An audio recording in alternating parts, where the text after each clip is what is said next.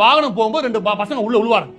உள்ள விழுந்து தெரிஞ்சும் டிரைவர் ஓட்டிட்டு போயிட்டாரு, எஸ்கேப் ஆக முயற்சி பண்ணாரு. அப்படின்னா செக்ஷன் 106 கீழே நீதி அரசு சொல்ற மாதிரி ஒரு வழக்கு பதிவு செய்யலாம், நான் ஏத்துக்கிறேன். ஆனா விஷயம் என்ன அப்படின்னா, இந்த வீடியோ தான் பாத்திருக்கீங்க, அவர் நீதி அரசே சொல்றாரு, யூடியூப்ல எல்லா வீடியோ கிடைக்குது. அந்த யூடியூப்ல நீங்க தேடுங்க, நானே போட விரும்பல, போட்டா நான் தூக்கிட்டு வந்து வேணும் போட்ட மாதிரி இருக்கும், நீங்களே தேடுங்க.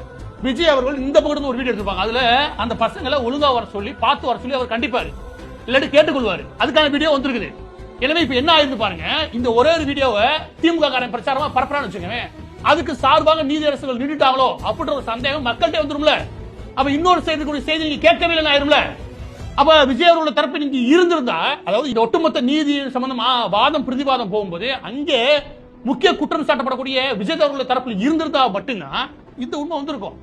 இந்த உண்மை வந்துருச்சு, இந்த குற்றச்சாட்டு இருக்காரு காலத்தை அடிச்சு தள்ளுறா. எது எல்லா செய்தியும் நான் கேட்கிறேன், உனக்கு மூளைன்னு ஒண்ணு இருந்தா ஏன் விஜய் அவர்களோட தரப்பு வரல செய்தி? அப்ப நீ கேட்டுக்கணுமா இல்லையா? அது மீடியா எல்லாருக்கும் தெரியும், தெரிஞ்சும் நீ எல்லாத்தையும் மறைக்கிறா, நீ அயோக்கிய ராஸ்கல்.